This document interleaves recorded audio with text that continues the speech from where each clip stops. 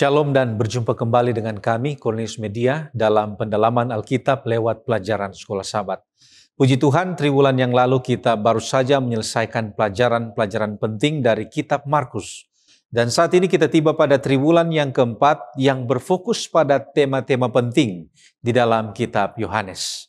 Saya Pendeta Felix Gosal dan Pendeta Widodo Purwanto akan membahas pelajaran yang pertama dengan judul Tanda-tanda yang menunjuk pada jalan. Sebelum kita membahas pelajaran ini, mari kita berdoa. Bapa kami yang bertata di dalam kerajaan surga, ketika kami akan mempelajari firman Tuhan lewat pelajaran Sekolah Sabat ini, kiranya Roh Kudus akan memberikan inspirasi sehingga kami dapat memahami apa yang dimaksudkan Tuhan lewat pelajaran ini. Kami serahkan pembahasan ini ke dalam tangan Tuhan. Di dalam nama Yesus kami sudah berdoa. Amin. Baik, saudaraku yang terkasih, ada 4 bagian yang akan kita ikuti di dalam pembahasan Sekolah Sabat kita. Yang pertama, kita akan melihat dasar Alkitabiah dari pelajaran pekan ini. Kemudian yang kedua adalah makna dari ayat inti. Yang ketiga, kita akan melihat pertanyaan-pertanyaan yang muncul pada pokok-pokok pembahasan pada per hari pekan ini. Dan yang keempat adalah aplikasi dari pelajaran minggu ini. Baik, kita lihat hal yang pertama, apa objektif atau sasaran dari pelajaran Sekolah Sabat kita triwulan yang keempat ini. Ada paling sedikit 6 sasaran atau 6 objektif dari pelajaran Sekolah Sabat kita. Yang pertama, pelajaran ini adalah untuk memahami pesan keseluruhan dari Injil Yohanes. Pelajaran ini bertujuan untuk melihat gambaran besar dari Injil Yohanes, tidak hanya berfokus pada detail-detail yang kecil. Kemudian yang kedua, sasaran dari pelajaran atau triwulan yang keempat ini adalah untuk memahami tema-tema utama yang terdapat dalam Injil Yohanes. Dan kita tahu beberapa tema yang disebutkan di dalam Injil ini adalah firman, kemudian terang, roti, air, Roh Kudus, kesatuan, tanda-tanda, kesaksian, dan juga tema tentang nubuat. Kemudian yang ketiga, sasaran yang ketiga adalah untuk mempelajari bagaimana tema-tema tersebut saling melengkapi dan menerangi satu dengan yang lain di dalam keseluruhan Injil. Dan yang keempat, sasaran yang keempat adalah untuk memahami keunikan Injil Yohanes dibandingkan dengan Injil-Injil lainnya, terutama dalam fokusnya pada wawancara pribadi antara Yesus dengan 1 orang atau 2 orang. Sasaran yang kelima adalah untuk memahami Yesus Kristus, di mana pengenalan akan Yesus menuntun kepada kehidupan kekal. Dan yang terakhir, yang keenam, sasaran yang terakhir ini adalah untuk memahami Injil Yohanes dalam konteks keseluruhan Alkitab, mengingat bahwa seluruh Alkitab itu diilhami oleh Roh Kudus. Nah, mari kita lihat dasar firman Tuhan. Apa saja dasar Alkitabiah dari pelajaran yang pertama ini? Kita akan melihat ada 6 ayat yang menjadi dasar dari pelajaran kita pekan ini. Yang pertama, Yohanes pasal 2 ayat 1 sampai 11. Di dalam ayat-ayat ini menceritakan mujizat pertama Yesus di Kana, yaitu mengubah air menjadi anggur di dalam sebuah pernikahan. Nah, hal ini menandai awal dari tanda-tanda mujizat Yesus dan menunjukkan kemuliaannya sehingga para murid percaya kepadanya. Kemudian dasar yang kedua adalah Yohanes pasal 4 ayat 46 sampai 54. Ayat-ayat ini menceritakan kisah seorang pegawai istana yang anaknya sedang sakit parah. Kemudian Yesus menyembuhkan anak tersebut dari jarak jauh dengan hanya mengatakan bahwa anak itu akan sembuh. Dan ini menunjukkan kuasa firman Tuhan atau firman Yesus yang tidak terbatas oleh jarak. Kemudian yang ketiga, Yohanes 5 ayat 1 sampai 16. Di sini Yesus menyembuhkan seorang pria yang lumpuh di kolam Bethesda pada hari Sabat. Peristiwa ini menyebabkan konfrontasi dengan para pemimpin agama Yahudi karena dilakukan pada hari Sabat. Dan ini menunjukkan bahwa Yesus adalah Tuhan atas hari Sabat dan memiliki kuasa untuk menyembuhkan kapan saja.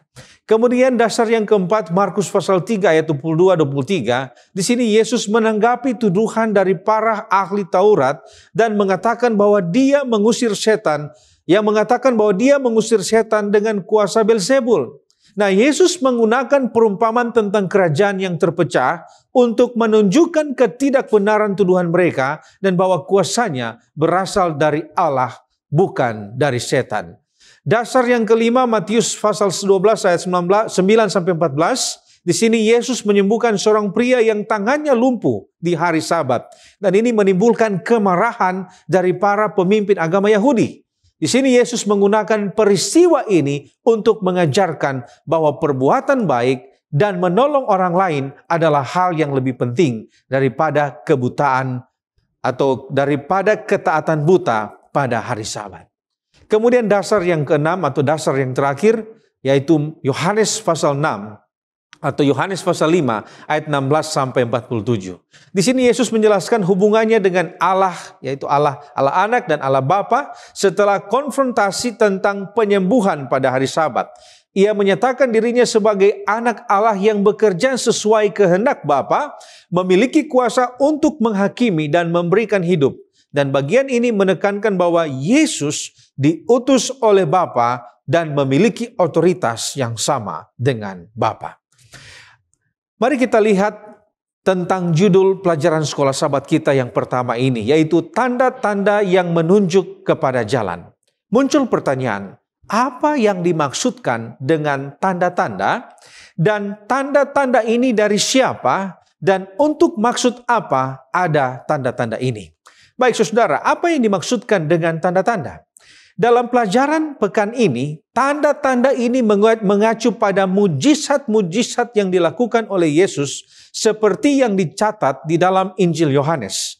Kata tanda di sini tidak hanya berarti sebuah keajaiban atau peristiwa supranatural, tetapi lebih kepada suatu peristiwa yang menunjukkan kebenaran yang lebih dalam, yaitu identitas Yesus sebagai Mesias.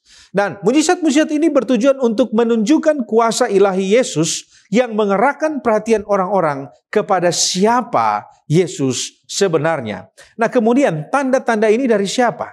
Nah, tanda-tanda ini berasal dari Yesus Kristus.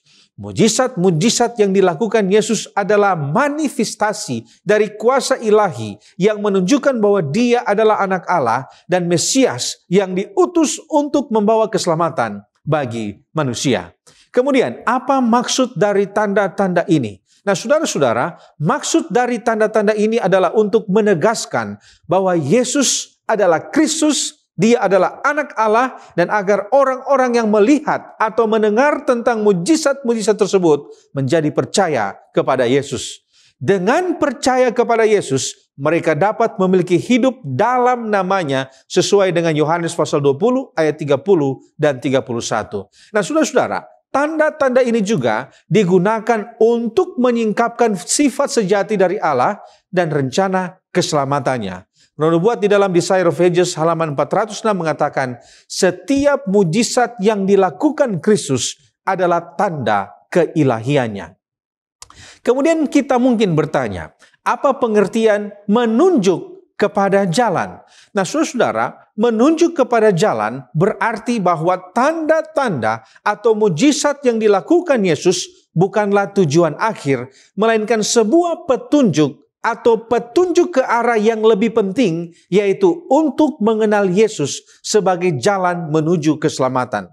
Setiap mujizat menunjukkan kepada siapa Yesus, apa yang Dia tawarkan, yaitu hubungan dengan Allah dan hidup yang kekal. Mungkin kita bertanya, jalan siapa dan untuk apa jalan tersebut? Saudara-saudara, jalan ini adalah jalan Yesus. Dan seringkali Yesus menyebutkan dirinya sebagai jalan. Yohanes 14 ayat 6, jalan kebenaran dan hidup. Nah, saudara, jalan ini mengacu kepada Yesus sebagai satu-satunya penghubung antara manusia dan Allah Bapa. Maksud dari jalan ini adalah untuk memimpin manusia kepada keselamatan, pengampunan dosa, dan hidup yang kekal melalui iman kepada Yesus Kristus. Nah, saudara, mari kita masuk kepada ayat inti kita. Ayat inti kita pekan ini terdapat di dalam Yohanes pasal 20 ayat 30 dan 31. Di sana Alkitab mengatakan seperti ini. Memang masih banyak tanda lain yang dibuat Yesus di depan mata murid-muridnya, yang tidak tercatat dalam kitab ini. Tetapi semua yang tercantum di sini telah dicatat, supaya kamu percaya bahwa Yesuslah Mesias, Anak Allah, dan supaya kamu oleh imanmu memperoleh hidup dalam namanya. Nah, saudaraku yang terkasih, mari kita lihat apa yang dimaksudkan oleh ayat inti ini. Pertama-tama mari kita lihat apa kisah yang mendahului ayat inti kita. Saudara, Yohanes mencatat peristiwa yang mendahului ayat ini adalah peristiwa tentang keraguan-raguan Thomas tentang kebangkitan Yesus. Thomas yang tidak hadir saat Yesus menampakkan diri kepada para murid, meragukan kebangkitan Yesus dan mengatakan bahwa ia tidak akan percaya kecuali melihat tanda atau dia melihat bekas luka Yesus. Tetapi kemudian 8 hari sesudah itu, Yesus kembali menampakkan diri dan menyuruh Thomas untuk menyentuh lukanya. Tetapi Thomas kemudian mengakui Yesus sebagai Tuhan atau Tuhanku dan Allahku di dalam Yohanes pasal 20 ayat 24 sampai 29. Nah, mari kita lihat pengertian dari ayat inti ini. Apa pengertian tanda lain yang tidak tercatat dalam kitab ini? Kemudian mengapa tanda itu tidak tercatat dan apa tanda yang tidak tercatat itu? Berikan contohnya. Nah, saudaraku yang terkasih, tanda lain yang tidak tercatat di dalam kitab ini mengacu pada mujizat-mujizat pengajaran dan tindakan Yesus yang tidak ditulis oleh Yohanes dalam Injilnya. Yohanes menyatakan bahwa masih banyak peristiwa lain yang Yesus lakukan selama pelayanannya, namun tidak semua dicatat di dalam Injil ini. Tidak semua tanda dicatat karena alasan ruang dan seleksi yang dibuat oleh penulis. Dan di sini Yohanes memilih tanda-tanda tertentu yang dianggap paling penting untuk menekankan pesan dari inti dari Injilnya itu sendiri. Nah, saudaraku, di dalam Seventh-day Adventist Bible Commentary volume 5 halaman 1068 di sana dikatakan bahwa bukanlah tujuannya untuk memberikan sejarah yang lengkap atau bahkan biografi yang mendetail tentang Yesus. Ia memilih tanda-tanda yang menjadi dasar dari tema dan tujuannya dalam menulis. Nah, saudara, di dalam Injil Sinoptik ada beberapa mujizat yang tidak dicatat oleh Yohanes, tetapi dicatat oleh orang-orang atau dicatat oleh kitab-kitab yang lainnya. Contohnya adalah cerita tentang meredakan angin ribut di danau, kemudian memberi makan 4.000 orang, kemudian juga ada cerita tentang menyembuhkan 10 orang kusta. Dan ada beberapa mujizat lainnya juga yang dicatat oleh Injil-Injil yang lain tetapi tidak dicatat oleh Yohanes. Nah, saudara, jadi secara keseluruhan, Injil Yohanes memiliki pendekatan yang berbeda dibandingkan dengan Injil Sinoptik lainnya, yaitu Matius, Markus, dan Lukas. Dengan fokus yaitu Yohanes sementara mengajarkan identitas daripada Yesus daripada memberikan dokumentasi dari setiap mujizat secara rinci atau detail. Nah, mari kita lihat frase berikutnya, apa pengertian telah dicatat supaya kamu percaya. Dan bagaimana cara agar bisa percaya dengan yang telah dicatat itu. Nah, saudara, frase ini berarti bahwa segala sesuatu yang dicatat dalam Injil Yohanes dipilih secara khusus untuk membantu pembaca memahami dan percaya bahwa Yesus adalah Mesias, Anak Allah. Cara agar orang dapat percaya dengan catatan itu adalah melalui membaca, merenungkan, dan mempelajari kisah-kisah tersebut dengan hati yang terbuka. Mujizat dan ajaran Yesus yang dicatat ini berfungsi sebagai bukti bahwa Yesus adalah Anak Allah. Nah, mungkin kita bertanya, apa pengertian dengan imanmu memperoleh hidup dalam namanya dan bagaimana caranya? Nah, saudaraku, imanmu memperoleh hidup dalam namanya berarti dengan mempercayai Yesus sebagai Mesias, seseorang akan menerima kehidupan yang kekal. Hidup ini bukan hanya hidup di dunia ini, tetapi hidup kekal bersama dengan Allah di dalam kerajaan surga atau kehidupan setelah kematian. Sedangkan frase memperoleh hidup dalam namanya memiliki penekanan bahwa dengan percaya kepada Yesus sebagai Mesias dan Anak Allah, seseorang akan menerima hidup kekal atau hidup di dalam namanya. Nah, kata hidup di dalam namanya ini berarti bahwa hidup yang berasal dari kuasa dan otoritas Yesus. Dengan kata lain, bahwa kehidupan kekal bukan berasal atau bukan sesuatu yang bisa diperoleh, melainkan usaha manusia itu sendiri. Bukan sesuatu yang diperoleh dari usaha manusia itu sendiri, melainkan sesuatu yang dapat diperoleh melalui hubungan dengan Yesus atau hubungan yang kuat melalui iman kepada Yesus. Dan ini adalah sumber kehidupan dari apa yang akan diberikan kepada orang tersebut. Jadi ayat ini menyatakan bahwa kita tidak bisa mendapatkan kehidupan kekal itu dengan kuasa kita, karena kita tidak memiliki kuasa dan otoritas itu. Hanya lewat iman kepada Yesus, maka kita bisa mendapatkan hidup kekal itu bersama dengan Kristus. Bob Wilkin dan juga D.A. Carson mengatakan jika kepercayaan kepada Yesus sebagai Mesias adalah dasar untuk menerima hidup kekal, kemudian tanda-tanda yang Yesus lakukan ini berfungsi sebagai bukti otentik identitasnya dan memanggil pembaca untuk memiliki iman kepadanya. Dari ayat inti kita berpindah kepada pokok pembahasan pernikahan di Kana. Nah, dalam konteks cerita dalam Yohanes pasal 2 ayat 1-11, bagaimanakah kisah pernikahan di Kana hingga Yesus membuat tanda atau mujizat untuk pertama kali? Suatu kali ada perkawinan di Kana yang di Galilea, di mana ibu Yesus hadir. Yesus dan murid-muridnya juga diundang ke sana. Di tengah pesta, mereka kehabisan anggur dan ibu Yesus menyampaikan hal itu kepada Yesus, yang kemudian mengatakan kepada para pelayan agar mereka melakukan apa yang dikatakan oleh Yesus. Yesus kemudian menyuruh mereka mengisi 6 tempayan yang ada di situ dengan air sampai penuh, dan setelah itu mereka diperintahkan untuk menyedok dan membawanya ke pemimpin pesta. Mereka menuruti semua yang diperintahkan Yesus sampai pemimpin pesta mengecap bahwa air itu telah menjadi anggur yang baik. Itulah mujizat pertama yang dibuat Yesus, yaitu air menjadi anggur. Nah, sekarang apa pelajaran dari masing-masing tokoh dari kisah pernikahan di Kana ini? Yang pertama, pelajaran dari Maria. Maria, ibu Yesus, memiliki iman yang kuat. Dia tidak memaksakan kehendaknya sendiri, namun percaya bahwa Yesus sanggup menolong pada waktu itu. Alfa Omega Jilid 5 halaman 146 katakan bahwa ia percaya padanya dengan teguh. Terhadap iman inilah Yesus memberi sambutan. Yang kedua, pelajaran dari para pelayan yang tidak mengenal Yesus, yaitu pelajaran tentang ketaatan yang tanpa memiliki keraguan. Mereka bisa saja berargumen untuk menolak menurut pada perkataan Maria atau perintah Yesus. Namun mereka pada waktu itu memilih untuk menurut sepenuhnya kepada perkataan dan perintah Yesus. Yang ketiga, pelajaran dari pemilik pesta yang diuntungkan.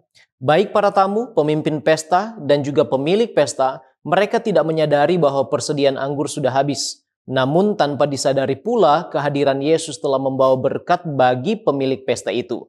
Sering kita tidak menyadari bahwa oleh Yesus hidup kita telah dipenuhi dengan banyak berkat.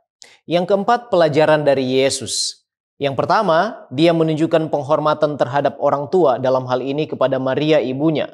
Yang kedua, kepeduliannya terhadap kebutuhan manusia. Ketiga, dengan menyatakan saatku belum tiba, Yesus menolak promosi manusia untuk kemesiasannya. Dan yang keempat, melalui mujizat ini, Yesus menunjukkan otoritasnya yang menimbulkan sinar pengharapan di hati banyak jiwa yang hadir pada pesta itu.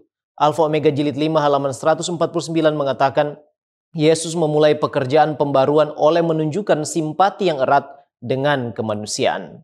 Nah, mengapa sepertinya di zaman Musa, Yesus dinubuatkan dalam Ulangan 18 ayat 15 hanya sebagai seorang nabi? Pertama, mari kita lihat konteks dalam Ulangan 18 ayat 15, di mana Musa menubuatkan bahwa seorang nabi dari tengah-tengahmu, dari antara saudara-saudaramu, sama seperti aku, akan dibangkitkan bagimu oleh Tuhan Allahmu, dialah yang harus kamu dengarkan. Oleh inspirasi roh, hal ini disampaikan Musa dalam konteks ketika dia hendak meletakkan tugasnya sebagai nabi dan pemimpin bangsa Israel. Seventh-day Adventist Bible Commentary volume 1 halaman 1017 mengatakan bahwa ini merupakan nubuatan yang menunjuk kepada Yesus. Walaupun demikian, frase nabi sama seperti aku digunakan di sini demi untuk memenuhi konteks pemahaman orang Israel pada waktu itu yang mendengar dan menyaksikan secara langsung Musa berbicara dan kemudian bertanya-tanya siapa yang akan menggantikan Musa, siapa yang akan diutus Allah memimpin mereka sebagai nabi setelah Musa. Yesus dinubuatkan atau bisa jadi dianggap sebagai nabi di sini harus dilihat dalam konteks dia diutus Bapa untuk menyatakan kehendak Allah sama seperti Musa dan nabi-nabi yang lain. Selain itu sama seperti Musa memimpin bangsa Israel, Yesus berperan sebagai seorang pemimpin untuk menuntun umat bukan lagi keluar dari tanah perbudakan Mesir, namun keluar dari kungkungan atau lepas dari belenggu dosa. Perlu kita ingat juga bahwa dalam hal peran atau tugas, Yesus tidak hanya dinubuatkan sebagai seorang nabi yang akan datang, tetapi juga sebagai imam dan raja. Mazmur 110 ayat 4 mencatat Yesus sebagai seorang imam menurut peraturan Melkisedek, dan hal ini diakui dalam Ibrani 5 ayat yang ke-10. Kemudian Sakaria 9 ayat 9 dan Yesaya 9 ayat 6 menubuatkan Yesus sebagai raja. Dalam perjanjian lama, 3 tugas dan jabatan ini membutuhkan pengurapan minyak. Pengurapan untuk nabi, contohnya di dalam 1 Raja-Raja pasal 19 ayat 16, kemudian imam Keluaran 30 ayat 30, dan raja 1 Raja-Raja pasal pertama ayat yang ke-34. Inilah yang disebut oleh para teolog sebagai threefold offices of Christ, yaitu nabi, imam, dan raja yang secara sempurna tergenapi di dalam Yesus. Nah, mungkin kita bertanya, kenapa diinterpretasi bahwa Yesuslah nabi yang dimaksud dalam nubuatan itu? Apa dasarnya? Bukankah ada banyak nabi sebelum Yesus? Memang ada banyak nabi sebelum Yesus yang mungkin bisa menjadi penggenapan dari nubuat Musa dalam Ulangan 18 ayat 15. Namun demikian, Andrews Study Bible halaman 236 mengatakan bahwa yang dimaksud tidak mungkin seorang nabi biasa karena Musa memiliki akses berhadapan muka dengan muka yang unik kepada Allah. Ulangan 34 ayat 10-12 mengatakan, seperti Musa yang dikenal Tuhan dengan berhadapan muka, tidak ada lagi nabi yang bangkit di antara orang Israel dalam hal segala tanda dan mujizat yang dilakukannya atas perintah Tuhan di tanah Mesir terhadap Firaun dan terhadap semua pegawainya dan seluruh negerinya, dan dalam hal segala perbuatan kekuasaan dan segala kedahsyatan yang besar yang dilakukan Musa di depan seluruh orang Israel. Itulah sebabnya Seventh-day Adventist Bible Commentary volume 1 halaman 1017 mengatakan bahwa hanya Kristus yang dapat sepenuhnya memenuhi syarat-syarat yang ditetapkan dalam nubuatan Musa tersebut. Di sisi lain, Yesus juga mengakui dirinya sendiri sebagai nabi dalam arti menjalankan tugas atau peran sebagai nabi ketika dia katakan dalam Lukas 4 ayat 25 bahwa seorang nabi tidak dihargai di tempat asalnya. Kemudian ada kesaksian banyak orang, Lukas 7 ayat 16. Katakan semua orang itu ketakutan dan mereka memuliakan Allah sambil berkata, seorang nabi besar telah muncul di tengah-tengah kita dan Allah telah melawat umatnya. Sekarang manakah lebih tinggi statusnya, anak Allah atau nabi?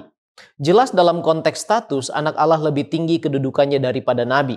Yesus sebagai anak Allah menurut King James Bible Dictionary menunjukkan kesetaraannya dengan Bapa, menyebut Kristus sebagai anak Allah berarti menyatakan keilahiannya yang benar dan tepat.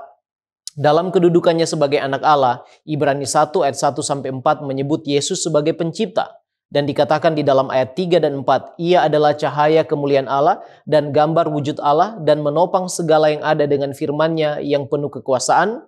Dan setelah ia selesai mengadakan penyucian dosa, ia duduk di sebelah kanan yang maha besar di tempat yang tinggi, jauh lebih tinggi daripada malaikat-malaikat, sama seperti nama yang dikaruniakan kepadanya jauh lebih indah daripada nama mereka.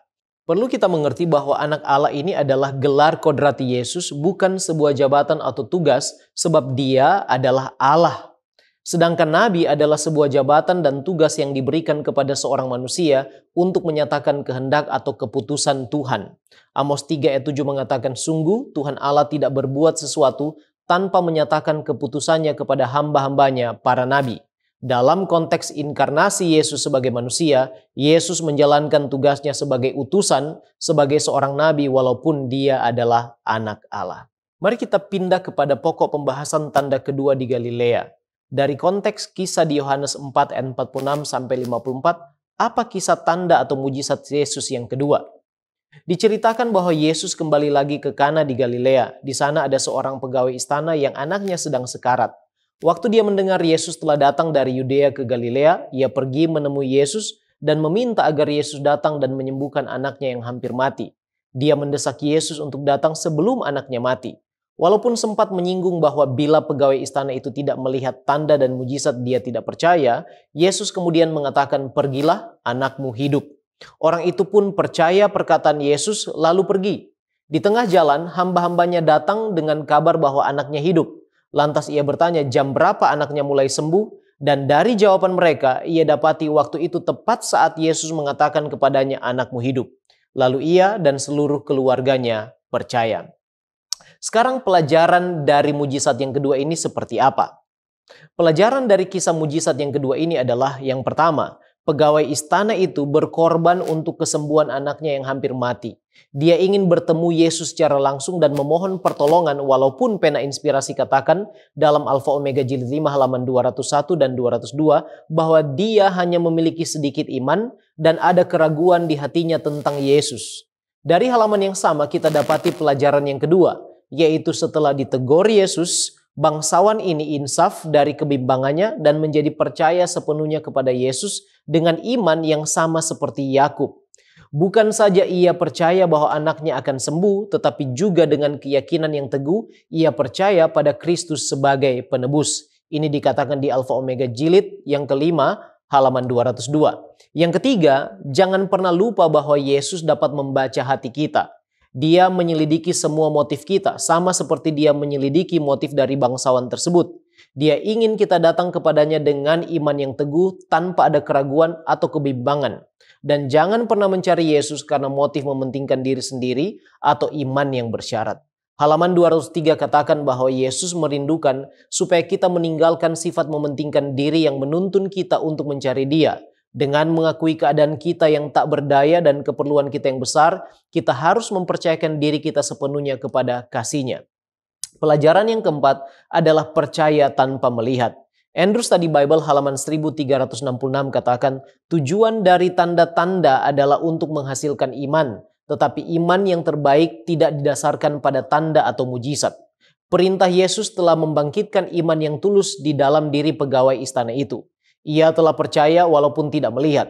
Ia adalah wakil dari mereka yang percaya tanpa melihat. Dan pelajaran yang kelima adalah bukan hanya bangsawan itu yang percaya, namun juga seluruh keluarganya. Pengalaman pertemuannya dengan Kristus telah membuat dia percaya dan bertobat. Kepercayaannya telah membuka pintu bagi mujizat Allah bekerja untuk kesembuhan anaknya, serta ia menuntun keluarganya juga untuk mendengar pengajaran Yesus dan percaya. Kita yang telah mengalami pertemuan kasih karunia Allah, haruslah menjadi orang-orang yang menuntun keluarga kita, bahkan orang lain untuk mengenal Yesus dan menjadi percaya. Sekarang apa tujuan dan maksud Yesus membuat mujizat yang kedua? Komentar dari Seventh-day Adventist Bible Commentary volume 5 halaman 943 sampai 945 memberikan dua kemungkinan tentang tujuan dan maksud Yesus membuat mujizat yang kedua. Yang pertama, tujuan dan maksudnya lebih bersifat personal, yaitu Yesus ingin menunjukkan bahwa dibutuhkan iman yang tanpa syarat, iman yang tanpa adanya pertanyaan keraguan sebelum kuasa ilahi dapat dinyatakan. Yesus menuntut pegawai istana itu percaya sebelum melihat. Sang bangsawan diharuskan pergi tanpa bukti bahwa permintaannya telah dikabulkan. Imannya sedang diuji. Ia harus menerima pemberian itu melalui iman saja. Ia harus bertindak dengan iman, percaya bahwa ia telah menerima apa yang dimintanya. Tujuan dan maksud yang kedua dari mujizat kedua itu adalah untuk persiapan pusat pelayanan Yesus, yaitu di Kapernaum. Halaman 945 dari Seventh-day Adventist Bible Commentary volume yang kelima mengatakan hasil dari mujizat ini memiliki jangkauan yang begitu luas. Anak itu disembuhkan, seluruh keluarga menjadi percaya, dan jalan telah dipersiapkan bagi Yesus ketika sekitar 6 bulan kemudian ia menjadikan Kapernaum sebagai pusat pelayanannya di Galilea.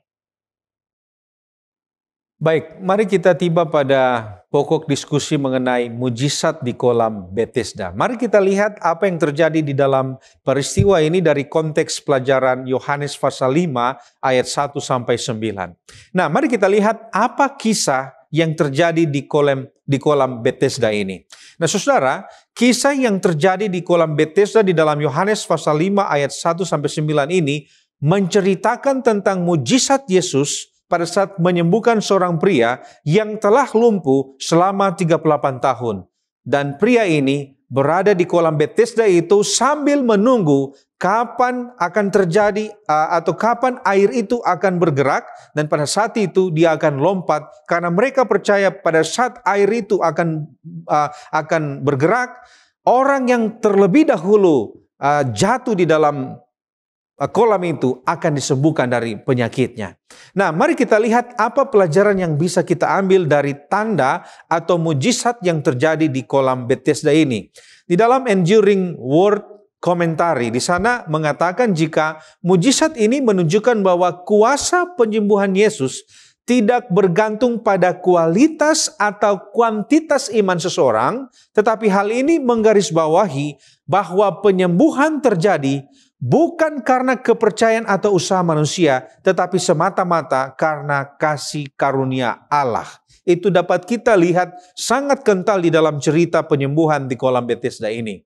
Kemudian yang kedua dari Working Preacher Commentary, di sana mengatakan bahwa kalau kata-kata Yesus jangan berbuat dosa lagi menunjukkan bahwa Yesus menyembuhkan seseorang tidak hanya untuk kesembuhan fisik, tetapi juga menawarkan kesempatan bagi pertobatan dan penyembuhan rohani.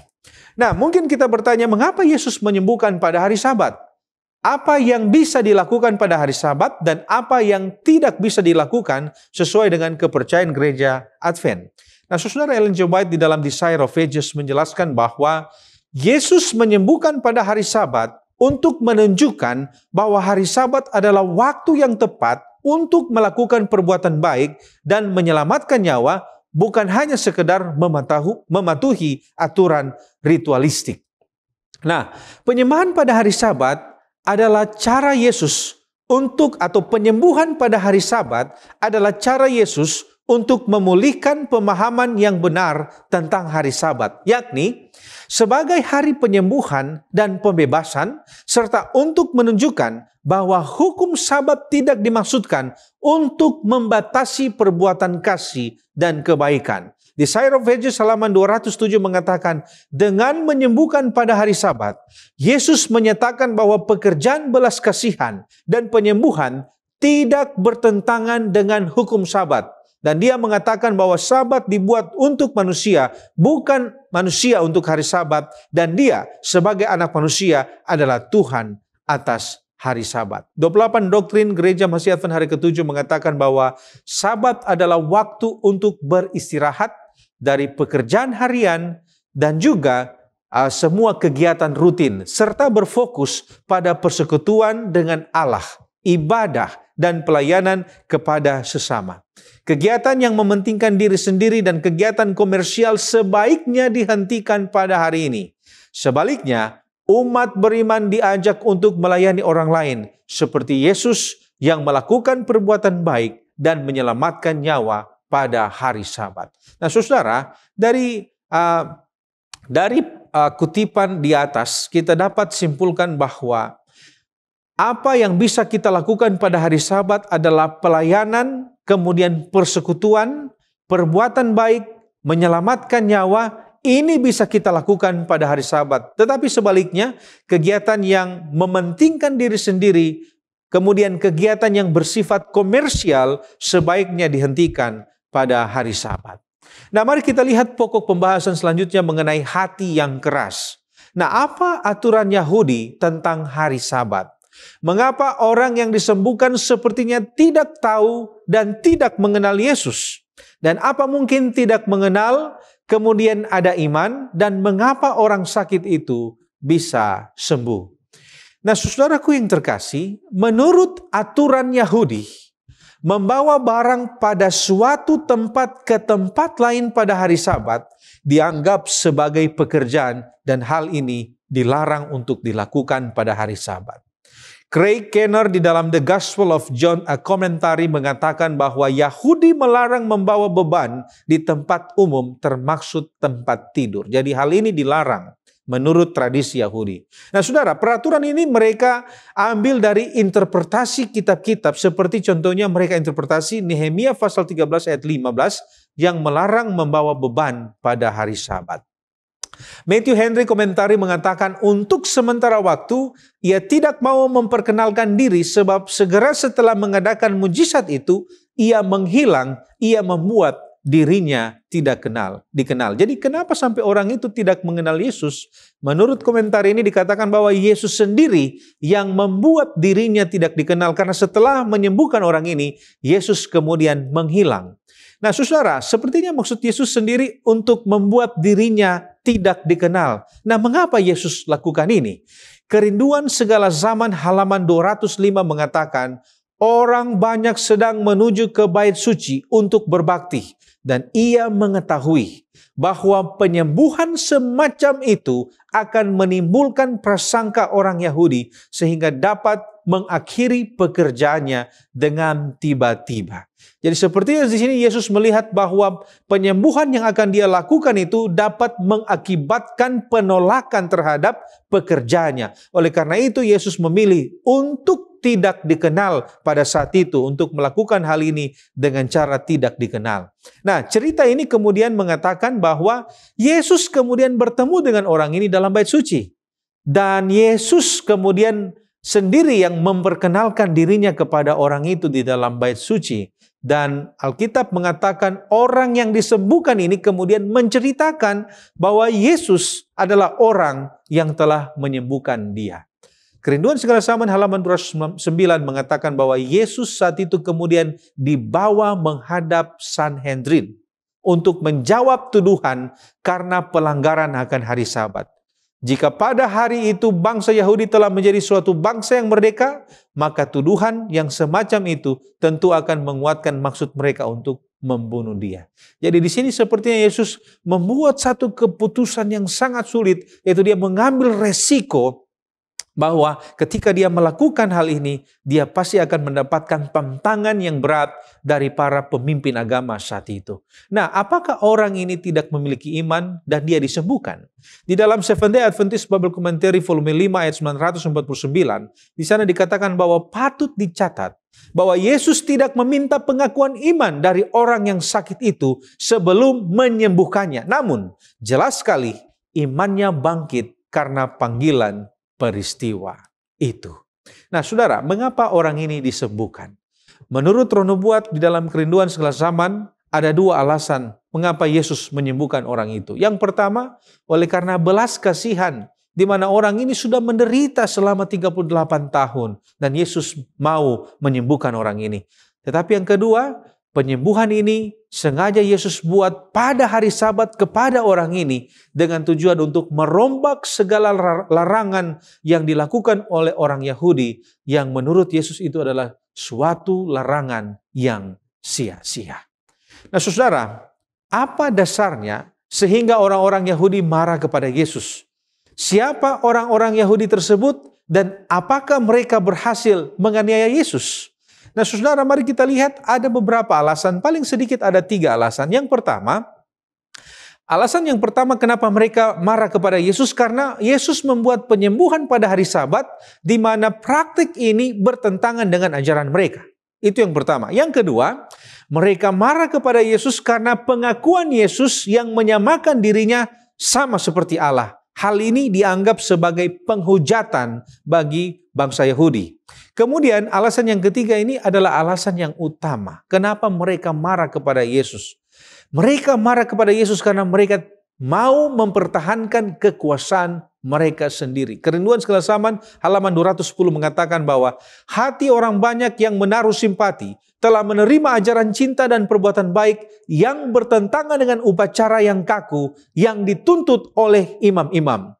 Jikalau imam-imam dan rabi-rabi tidak akan mencegahnya, maka pengajarannya itu akan dapat mengadakan suatu perubahan yang belum pernah disaksikan oleh dunia. Jadi ini adalah motif utama kenapa mereka tidak suka dengan Yesus. Karena mereka takut posisi mereka, ketenaran mereka, kejayaan mereka, jabatan mereka itu akan hilang oleh karena pengajaran Yesus. Nah saudara, siapa mereka ini? Mereka ini adalah orang-orang, dikatakan mereka ini adalah para imam dan juga rabi-rabi. Dan mereka ini melibatkan majelis tinggi Sanhedrin untuk menyerang Yesus. Dan mereka berupaya untuk menganiaya Yesus pada saat itu. Nah, muncul pertanyaan, apakah mereka berhasil menganiaya Yesus? Nah, saudara, mereka tidak berhasil karena Yesus memiliki pengaruh yang besar di antara orang-orang pada saat itu. Sehingga mereka takut dengan reaksi yang muncul dari orang-orang yang mengagumi Yesus. Itu yang pertama, alasan mereka sampai mereka tidak berhasil menganiaya Yesus. Kemudian yang kedua, alasan yang kedua, nah pada saat itu Yahudi berada di bawah kekuasaan Romawi. Sehingga mereka tidak memiliki otoritas untuk mengeksekusi hukuman mati tanpa izin pemerintah Roma. Oleh karena itu mereka tidak jadi menganiaya Yesus. Tetapi apa yang mereka lakukan setelah itu? Ronobuat menjelaskan bahwa sejak hari itu mereka mengirimkan utusan-utusan di berbagai tempat untuk menghasut dan menentang ajaran Yesus. Bahkan mereka mengirimkan mata-mata untuk mengawasi semua tindakan dan perkataan Yesus untuk menemukan alasan yang kuat di kemudian hari agar mereka dapat menuduh dan menghukum Yesus. Terima kasih pendeta. Sekarang kita mencoba membahas tentang topik pernyataan Yesus. Apa pernyataan Yesus kepada orang Yahudi yang akan menganiaya dia sehubungan dengan tentang siapa dia dan apa misinya menurut Yohanes 5 ayat 19-47. Yang pertama, dalam Yohanes 5 ayat 19-30, Yesus menjelaskan tentang hubungannya dengan Bapa yang sungguh intim. Ayat 19 katakan, apa yang dikerjakan Bapa itu juga yang dikerjakan anak. Kemudian ayat 20 katakan, Bapa mengasihi anak dan menunjukkan kepadanya segala pekerjaannya. Ayat 21 menyatakan bahwa anak dan Bapa sama-sama memiliki kuasa membangkitkan dan juga menghidupkan. Ayat 22 dan 23, Bapa menyerahkan penghakiman kepada anak supaya semua orang menghormati anak sama seperti mereka menghormati Bapa. Selebihnya adalah tentang detail kuasa membangkitkan dan menghakimi yang dipercayakan Bapa kepada anak, yaitu Yesus. Yesus membuat pernyataan tentang saksi-saksi yang kemudian mendukung pernyataan tentang siapa dia dan apa misinya. Pertama, kesaksian Yohanes Pembaptis, Yohanes 5 ayat 33. Saksi yang kedua menurut ayat 36 adalah segala mujizat dan perbuatan ajaib yang dilakukan oleh Yesus. Kemudian ayat 37, Bapa sendiri bersaksi tentang Yesus. Dan yang terakhir, melalui pernyataan Yesus adalah kesaksian dari kitab suci tentang dirinya sendiri. Yesus kemudian menghadapkan kepada para pendakwatnya dengan penghukuman mereka sendiri. Ia memulai dengan berkata di ayat 42 bahwa di dalam hatimu kamu tidak mempunyai kasih akan Allah. Kemudian Yesus membandingkan pelayanannya dengan sikap tidak percaya dan penolakan mereka. Yesus menegaskan bahwa Musalah yang mendakwa mereka, sebab apabila mereka menaruh percaya kepada Musa, maka mereka pasti akan percaya kepada Yesus, sebab Musa menulis tentang Yesus. Dengan demikian, Yesus membuat pernyataan bahwa dia adalah satu dengan Bapa.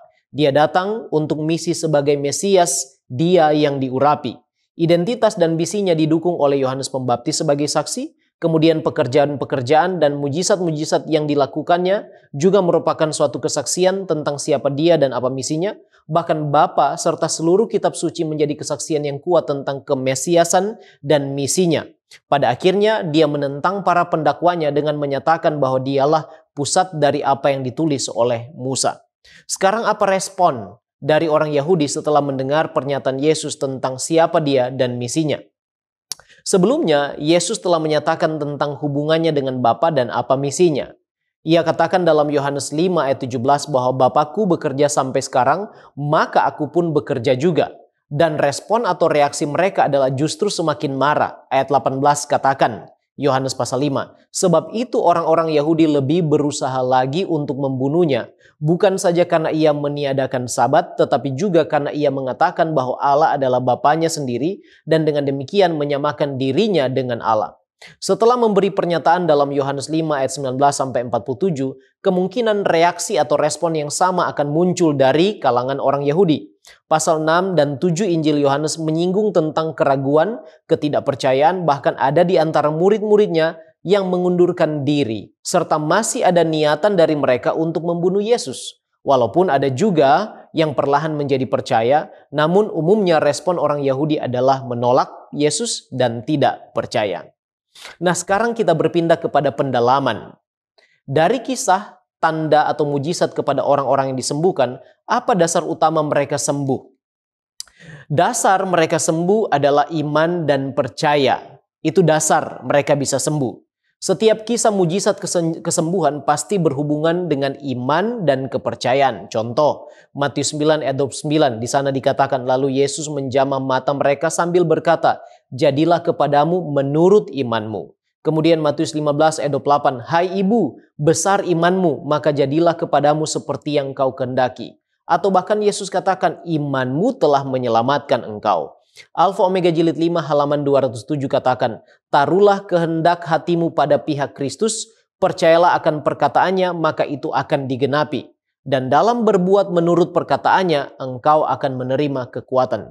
Sebaliknya, di Nazaret tidak banyak mujizat yang terjadi. Kenapa? Karena ketidakpercayaan. Matius 13 ayat 58 katakan, dan karena ketidakpercayaan mereka, tidak banyak mujizat diadakannya di situ. Nah, bagi mereka kok bisa memiliki iman padahal belum ketemu atau kenal Yesus? Bagaimana iman mereka mulai dan bertumbuh? Roma 10 ayat 17 katakan, jadi iman timbul dari pendengaran dan pendengaran oleh firman Kristus. Orang-orang yang mengalami atau memohon kesembuhan dari Yesus, iman mereka walaupun awalnya hanya kecil, tetapi muncul karena mendengar kabar tentang Yesus dan pekerjaannya. Alfa Omega Jilid 5 halaman 274 mengatakan, di daerah Yesus bekerja banyak orang yang menderita penyakit ini dan kabar tentang pekerjaannya sampai kepada telinga mereka, membawa suatu kabar yang memberi sinar pengharapan bagi mereka. Demikian pula dengan pegawai istana yang memohon kesembuhan bagi anaknya yang sekarat dalam Yohanes 4 ayat 46-54. Imannya walaupun sedikit dan bersyarat, namun muncul karena mendengar kabar tentang Yesus. Dari sanalah, dari pendengaran iman mereka bertumbuh walaupun mereka belum pernah ketemu atau mereka belum pernah mengenal Yesus. Apa dasar kok Yesus mau menyembuhkan atau membuat mujizat? Yesus, saudaraku, digerakkan oleh belas kasihan di dalam dia menunjukkan atau menyatakan mujizat, membuat mujizat. Matius 14 ayat 14 katakan, ketika Yesus mendarat, ia melihat orang banyak yang besar jumlahnya, maka tergeraklah hatinya oleh belas kasihan kepada mereka dan ia menyembuhkan mereka yang sakit. Hal yang sama dikatakan di dalam Markus 1 ayat 41. Maka tergeraklah hatinya oleh belas kasihan, lalu ia mengulurkan tangannya, menjamah orang itu dan berkata kepadanya, aku mau, jadilah engkau tahir. Dia menahirkan orang yang berpenyakit kusta. Kemudian bagi orang yang buta, Matius 20 ayat 34. Maka tergeraklah hati Yesus oleh belas kasihan, lalu ia menjamah mata mereka, dan seketika itu juga mereka melihat lalu mengikuti dia.